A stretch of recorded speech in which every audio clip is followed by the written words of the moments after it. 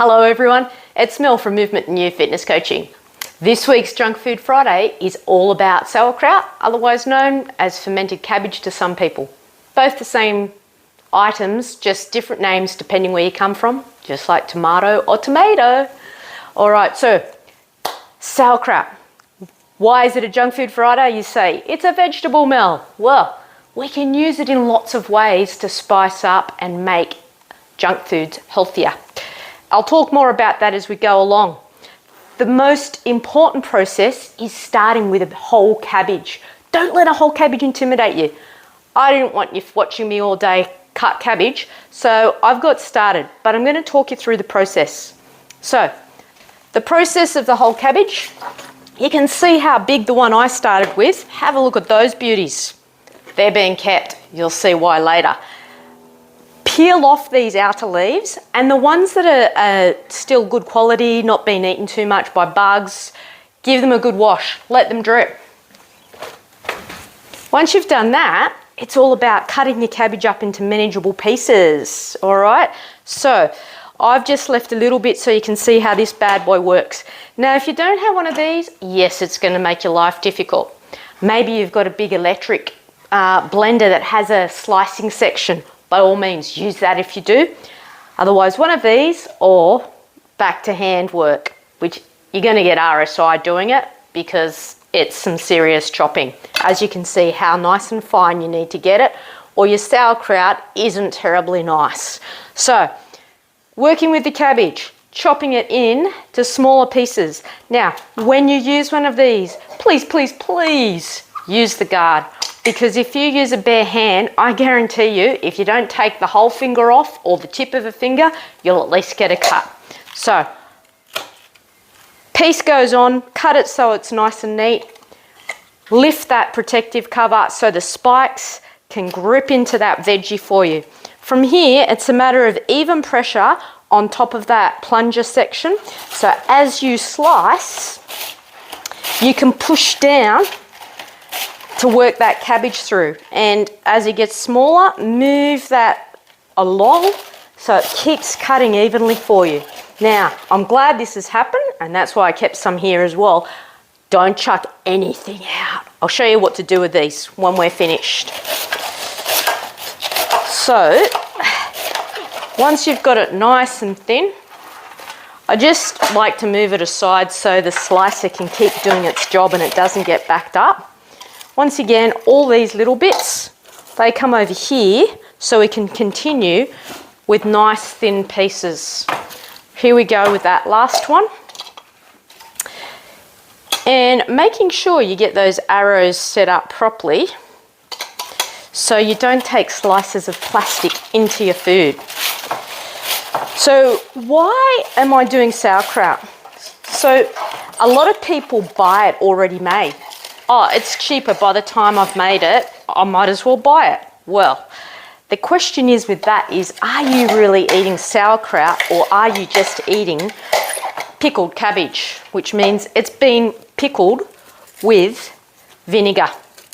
And the problem with that is, when it's just preserved with vinegar, you are not getting those bacteria benefits that happen with the fermentation, which is critical because that's why we're trying to eat it, to create a healthy gut, not just get all the fibre.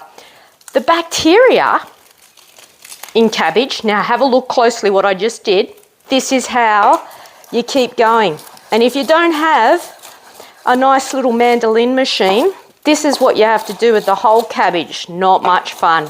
So you just keep all little bits so none of them get wasted, and you do it with the pieces that break off. That's that done. Next component, wrap it in the outer leaf and it makes it a lot easier. Can you see that? Nice little wrapped up. From here, just nice thin slices. Doesn't matter if some bits are a little bit bigger than others because it will break down with the fermentation process occurring. So, from here, I'm going to, up to the bit where I need to keep talking you through the recipe, we'll go back to talking about that fermentation and why we want to eat it. So spread all that out. Make sure there's outer leaf, inner leaf. What have I got here? All of these items I have here, fresh dill, fresh carrot, which I put through the Mandolin on the julienne setting, or it really didn't work that well. I'd rather use a grater, which I will next time. So that's fancy julienne cut on the Mandolin. It actually would work better and be much quicker just grating it on the biggest setting on your grater. So fresh dill, fresh carrot. Fennel seeds are great in any sort of preserve, whether you're using vinegar, salt, however you're preserving. Fennel gives off great flavour, and hence so does dill. And caraway is an awesome complement to all of those. So I'm going to move this chopping board out the way so we got a bit more room.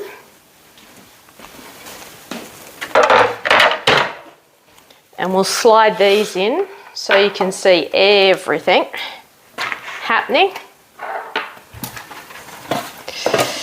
And what we do is we layer. So my hands have been washed multiple times really well, and it's important because we want to make sure we're not putting any bad bacteria in. Okay, layer some carrot. Now remember, it's just for flavour. So we're not looking at doing heaps. It's not to form part of the vegetable dish. It is just for flavour. Few caraway seeds. Now these are all optional. So last time I did a batch of this, I used mustard seed and coriander seed.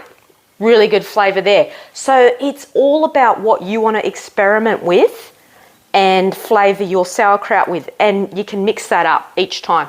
So another good item is grate fresh beetroot in through it. It'll turn it red, amazing colour. Now, have a look, stem, because you're not eating the dill and the stem has so much more flavour.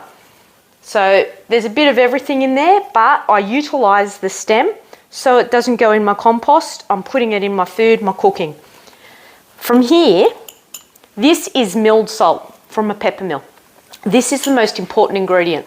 So your salt choice is important because it needs to be a fresh salt that is not iodised. So any salt that is iodised actually affects the bacteria that needs to occur in the fermentation process.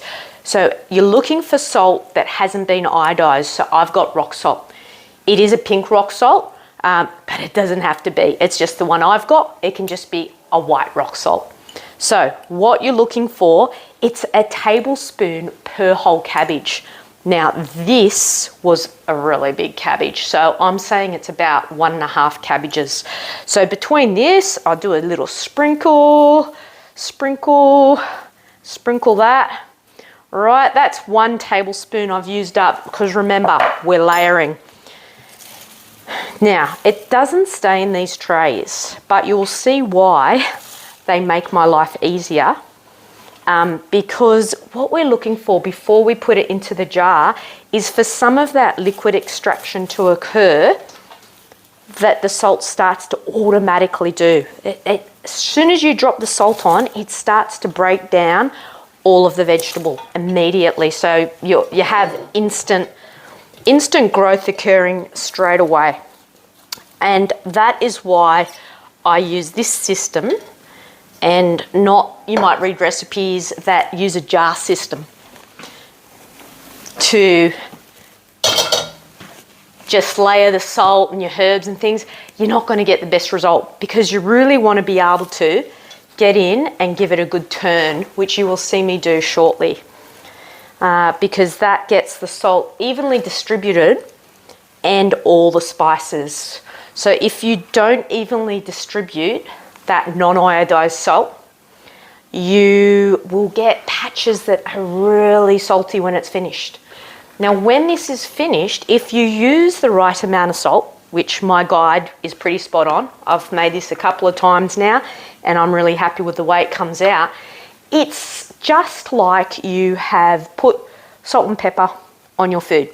So remember, when you are serving your meal up and you're having this cabbage, that you don't add salt to it, because that's one of the positives I'm going to talk about in having sauerkraut as your veg. You don't need to add salt to your food, all right? It's redundant, and so you're actually going to be doing your body a huge favour, a massive favour, by doing it this way. So now, another tablespoon. I'll spread half there. So I'm going to use 3 whole tablespoons to, like I said, my massive cabbage, which was virtually 1.5 cabbages, really. There you go, 3 1/4. So, by the way, all of these numbers and quantities will be at the bottom of this recipe. In the comments section, you'll be able to pull it up, so you don't need to remember any of this. So what I do now is I'll let that sit for 10 minutes and let the salt start to do its job, and it starts to give off liquid. So then I give it another mix and let it sit for another 10 minutes, and we start to get more liquid and the cabbage becomes more compact. Because I know, right, you're looking at this and thinking, she's never going to get that into those jars. But as the salt has its effect, this cabbage starts to break down, like I said. Now, while that's sitting, we're going to have a chat. So don't turn off. Don't. This is the important stuff, what I'm going to chat to you about.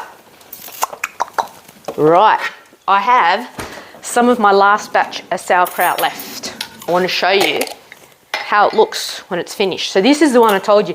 I used some coriander seeds and some mustard seeds and fennel. Have a look at that.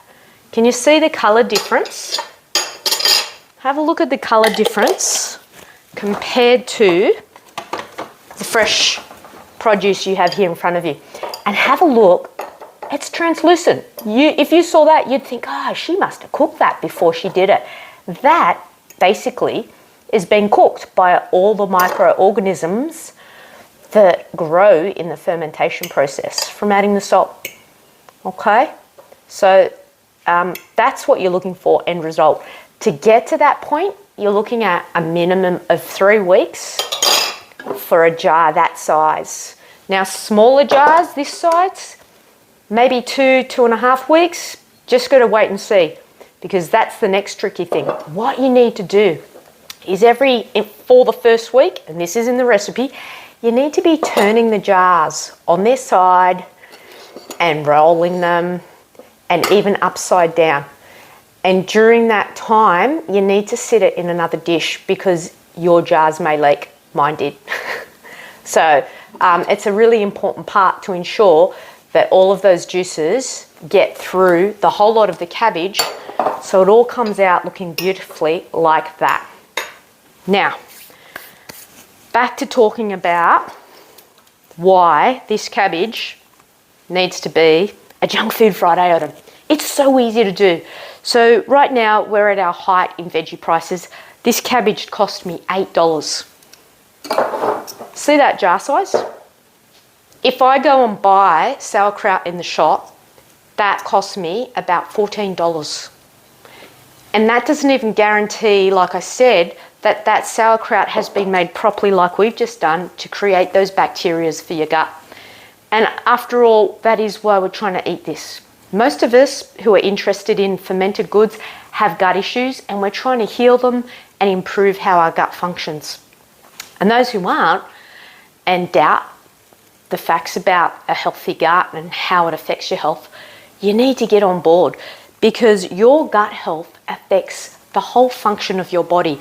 Because think of your gut as the engine room.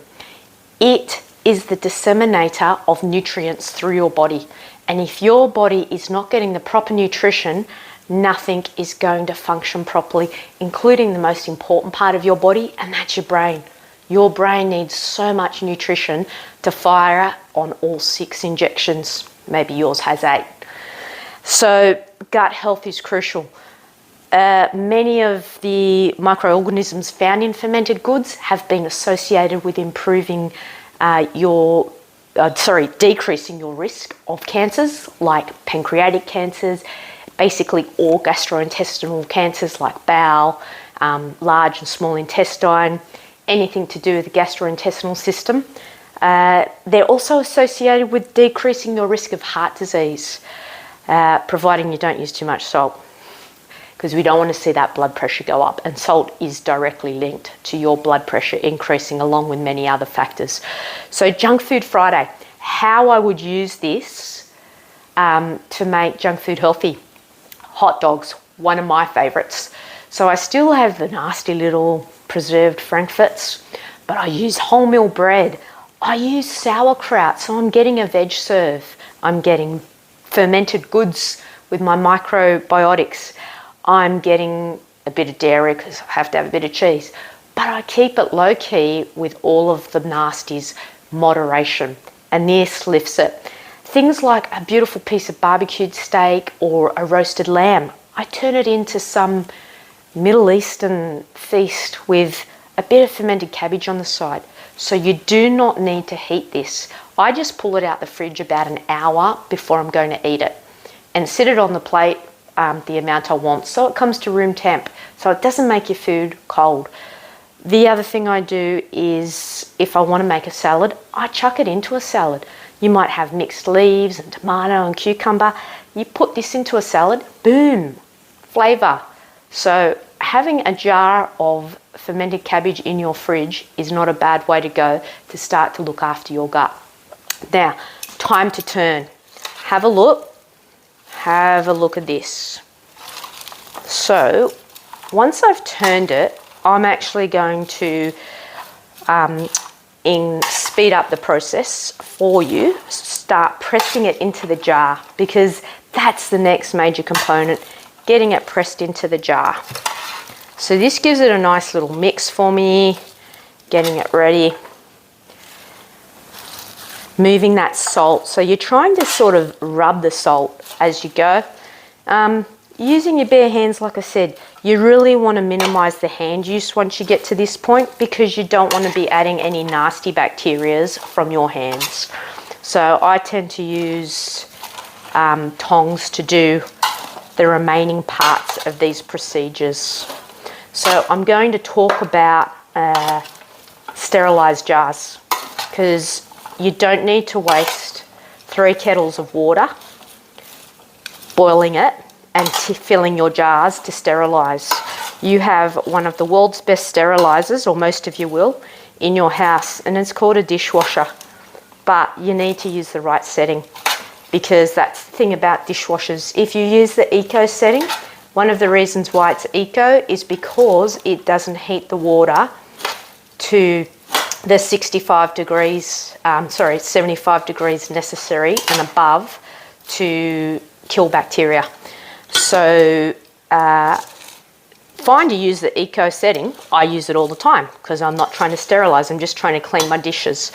But when I'm going to put my jars through to preserve things in, I choose the longer cycle. So it could be called all different things. Some things call it heavy, dirty dishes, but it's definitely not the glass setting on your dishwasher, and it's definitely not the eco cycle, because that's why the universal thing about no matter what brand you have in dishwasher, your eco cycle doesn't take the water up to that temperature of sterilising your jars. But if you're turning your dishwasher on, it's a much more effective, environmentally friendly way to sterilise your jars, and far more responsible. So then what I do is I let them air dry upside down, and once they're air dry, those lids go on, not jammed tight, but they go on loosely to keep any dust particles and nasties falling into the jar. So you see how it just pulled off? That's how I keep them, so condensation doesn't build back up. Now, I'm going to do a little bit of tricky stuff here. I'm going to take a bit from each tray. And what we do, it does get messy. So try to grab smaller tongfuls and then you waste less. Now, when I get halfway up, have a look what you need to do and I'll explain this process why it needs to be done. Potato masher. Don't do what I did. Yes, I know it's not going to fit in those, but I'll use what I'm going to tell you not to use for those jars. So this process is one of the most important. So what it does is it keeps squeezing the moisture out of your cabbage as well as pushes the air out of the jar and packs it in so that salt can keep having an effect and growing. So if you have a huge amount of air in your jar, the bacteria doesn't grow as well and the cabbage will oxidize. So what that means is it starts to turn a browny color, and if you don't seal it properly on the top, it will do that. Now that's not a bad thing, it's still edible, but it doesn't taste as good then as the stuff underneath because the bacteria hasn't worked as well. So you can see how all this cabbage is going to fit into these few jars because we keep doing that process. Load a bit, press a bit until we're done. So keep pressing, keep the air pockets down in your jars. And what I'm going to tell you not to do, which I have to do because these ones are smaller and I don't have a mini masher. Last time I used one of these. They're great for pushing the cabbage down, but I smashed the glass jar. I had to chuck the whole jar out as well as its contents. So if you use one of these because you don't have a smaller potato masher, do be really careful about how vigorous you get with your pushing down, because I don't want to see you smash your jars and have to start again and chuck out food, because that's one of my big pet hates as well, is food wastage. As you can see how I'm using every bit of the cabbage except for about 4 of the outside leaves, because even those big outside leaves I just showed you, that's only about 2 or 3 of them. There were another 3. But once again, they didn't go to waste because I compost. So if you don't compost, start composting. The kids, you can educate your kids about it. It's a great family activity. Get out there, let them turn the compost. They'll have a hoot because they get to get dirty and messy and they'll see all the worms wiggling. Composting is one of the best family activities as well as physical activities you could get involved in. So if you don't already have a composter, you might have a worm farm, that's great. Compost bins are way more fun though. So think about a compost bin. All right, we're just about there. So hang in there. I just want you to stay in there until I've done 1 full jar. You've seen the finished product. I've told you how long it needs to sit for. Anywhere from the 3-week mark, you can start checking your cabbage. Next important step, once again, all in the recipe below. I'm just trying to talk you through it. That's the purpose of this. Next important step is where to keep it. So in the 3 to 4 weeks that you're letting it ferment, do not put it in the fridge. Cool spot. So for me, I've got a bathroom that's out of that westerly sun. It stays nice and cool. I pretty much have to wear a jumper year round in it. That's how cool it is. I keep mine in there for the 3 to 4 weeks and keep turning. And if you see little bubbles and things in your jars, don't chuck it out. That's perfect. That's what you want to see. That is your bacteria growing and developing. So bubbles are a good thing. Liquid is a good thing because it helps to preserve the cabbage. So what I try to do is do my turning in the first 4 to 7 days and then not turn it anymore. Otherwise you lose, like I said, all that beautiful liquid out of your jars, and that liquid has got the bacteria, the good bacteria that you want to keep in the jar. So I try to do that turning process that I talked about with the jars in the first few days, because once it's come out, the bacteria is actually dead. So you shouldn't be catching it in the container and tipping it back in. That's not why I use a container. I use a container so my house doesn't stink and I don't have a mess. So do not catch the liquid out of your jars and take the lids off and tip it back in. Just try and do your turning of the jars in those first 5 to 7 days and then stop turning them upside down. Just let them sit. So can you see how much I've gotten into the jar? It's just amazing. Great product, and I really want to hear your feedback on what you think about this recipe. So you can leave your comments below. If you want to see any other recipes, just leave it in the comments and let me know what else you'd like to see. Another trick I'm going to show you is about dating.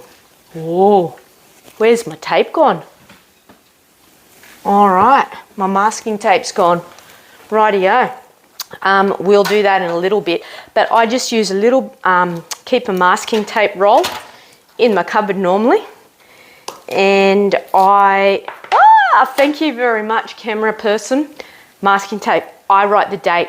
So I'll write today's date on there, which is the 24th of August. So then I'll know how many weeks it's been sitting. All right. Extra serve of sauerkraut for you, camera person. Thank you very much for helping me out.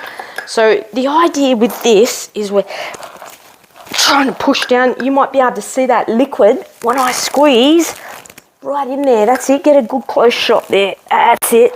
That liquid is the bacteria doing its job already. So we've still got room in there. We want to get a bit more in. Keep pressing, because remember what I said, we want to minimize how much oxygen can get in. So the fuller we make the jar, the better it is.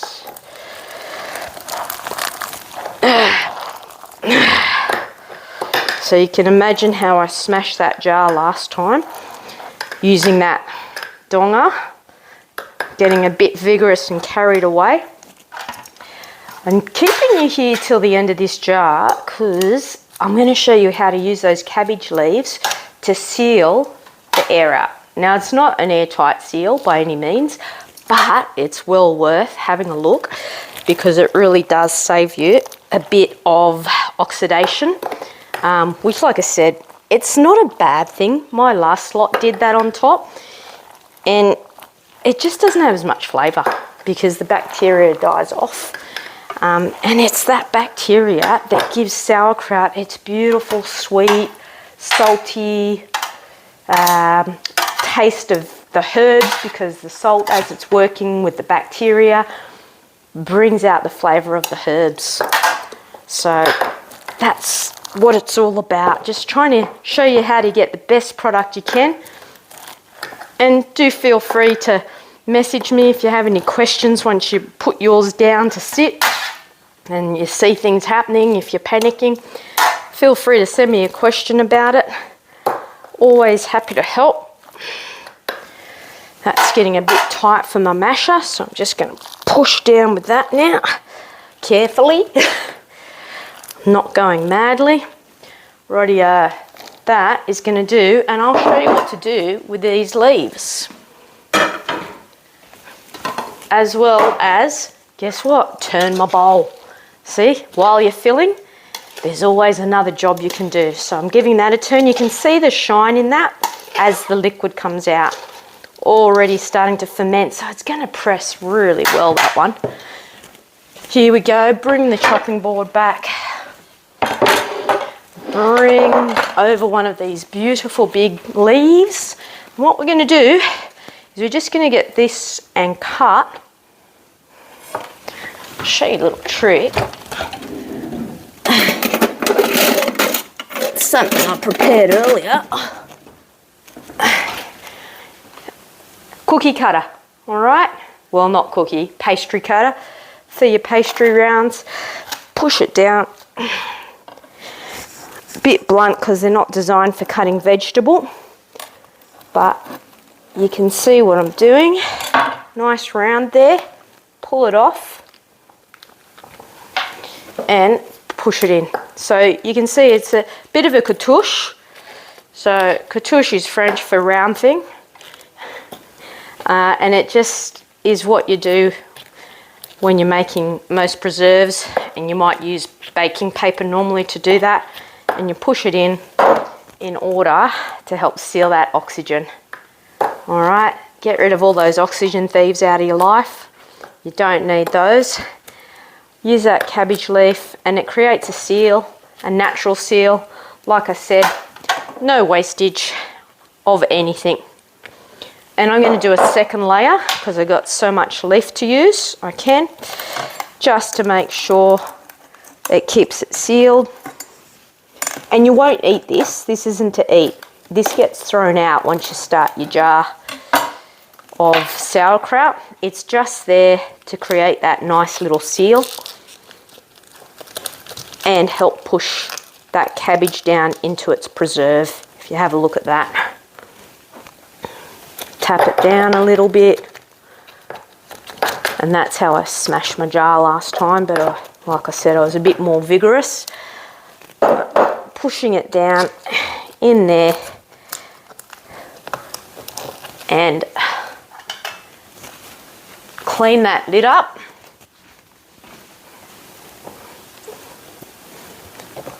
Voila! 1 jar of sauerkraut. Lid goes on. I got a few more to fill. I write my date on my sticker and let it sit definitely 3-4 weeks. Hi team. A really cool thing happened once I turned the camera off, as it always does, and I started on the smaller jars, and I want you to see it because it's really important to help you when you're making yours, because it may happen for you if you let the cabbage sit long enough with the salt in the trays, and that's why I do this. So remember that bowl that I didn't touch the whole time and I was just working from the 2 trays? Well, as I've started using that bowl and mixing it with the tray stuff, it's started to break down even more because it's been sitting so much longer. So can you see all that liquid that's already producing? And why I want you to see this is because it's going to cut one of the messy steps out that I hated when I was doing it last time, because I didn't let it sit long enough in the trays and bowls because I was impatient. And patience pays off with all things. Really important to remember. So have a look. See, it's squeezing and the liquid is already up to the top of the jar. That means you don't need to turn the jar upside down because you've got all the liquid you need up there. And that's what the turning of the jar is all about. It's about ensuring that the liquid makes contact with all of the cabbage in order to stop that oxidization I talked about, along with the little cabbage cartouche we make. So I'm going to show you how cool it is once you add your cabbage cartouche. Just quickly, bear with me. I know it's boring, but you can fast forward and rewind and cut out the silly bits that you don't want to listen to, but don't cut this bit out because it's going to save you a step of having to turn the jar, which saves you lots of work cleaning up.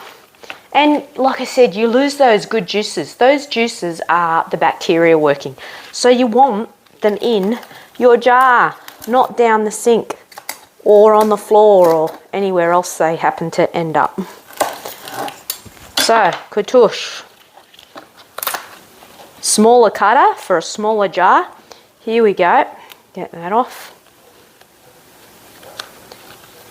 Push it in so it's all nice and sealed.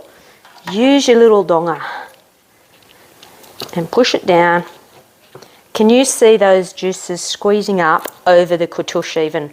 That is gold. That is going to be an amazing jar of sauerkraut. That's not me adding water. That is the salt working with the bacteria, drawing the liquids out of the cabbage, and hence, in 4 weeks' time, beautiful fermentation effect with great gut health happening.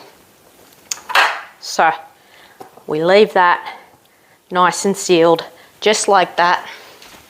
Make sure you clean your jars up. Don't leave them dirty because, once again, that's just more poor hygiene that can kill your bacteria and possibly even make you sick. Lid goes on now. I've wiped it as tight as possible. Yes, I recycle jars. Make sure you do too. All things environmentally friendly, as long as you sterilize them. Remember that. And another thing I'm going to show you about hygiene, no rust in the lid. All right, if your lid starts to develop rust, which it will because you've got salt in direct contact with metal, throw them out. No rusty lids. All right, keep the next lot of jars ready to go. So that is how you want to see it, and then you don't have to turn it on its side, turn it upside down, and lose your juices. Thanks for being patient. See you next time on Junk Food Friday.